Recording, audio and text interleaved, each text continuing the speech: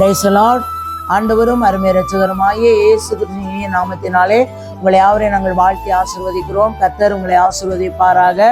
இன்றைய தேவ வார்த்தை 1 தெசலோனிக்கேயர் 4ஆம் அதிகாரம் 7வது வசனம் 8வது வசனம் சொல்லுகிறது, தேவன் நம்மை அசுத்தத்திற்கு அல்ல பரிசுத்தத்திற்கே அழைத்திருக்கிறார். அல்லேலூயா. பாருங்க, நல்ல ஆண்டவருடைய வார்த்தை சொல்லுகிறது, தேவன் நம்மை எதற்கு அழைத்திருக்கிறார்? பரிசுத்தத்திற்கு, பரிசுத்தப்படுத்ததா நம்மை அழைத்திருக்கிறார். இந்த வார்த்தையை கேட்டுக்கொண்டிருக்கிற ஒவ்வொருவருக்கும் இந்த வார்த்தை அல்லேலூயா. ஆண்டவரே, ஆண்டவருடைய பிள்ளைகளுக்கு மட்டுமல்ல, இந்த வார்த்தையை யாரெல்லாம் கேட்கிறீர்களோ நம்மை அசுத்தத்திற்கு அல்ல, அசுத்தம் நம்மை விட்டு நீங்க கடவுது. அல்லேலூயா. பரிசுத்தம் நம்மிடத்துல வேண்டும். அல்லேலூயா.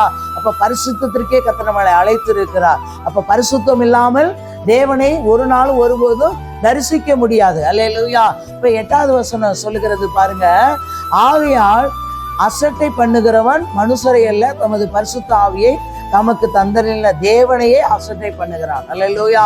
இந்த வார்த்தையை நீங்க ஒருவேளை கேட்டுக்கொண்டு இதை என்ன எல்லாரும் சொல்லுகிற வார்த்தை அப்படியெல்லாம் நீங்க அசட்டை பண்ணாதீங்க. ஆண்டவருடைய வார்த்தை உண்மையுள்ள வார்த்தை. அல்லேலூயா. அது ஆம் என்றும் ஆமேன் என்றும் இருக்கிறது. அல்லேலூயா. ஆண்டவருடைய வார்த்தை அப்படிப்பட்ட வல்லமையுள்ள வார்த்தைகளா இருக்கிறது.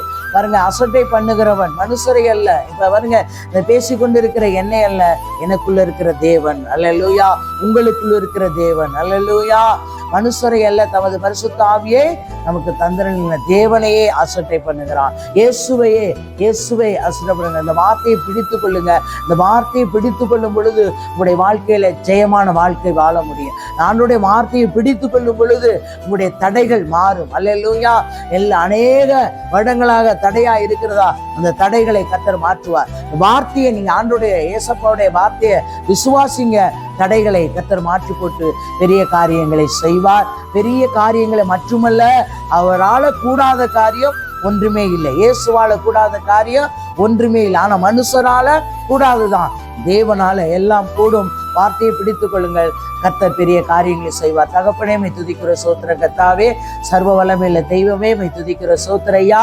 இந்த வார்த்தையை கேட்கிற பார்க்கிற ஒவ்வொருவரையும் கர்த்தர் ஆசீர்வதித்து பெரிய காரியங்களை செய்யுங்க. இயேசுவின் நாமத்தில் நல்ல பிதாவே.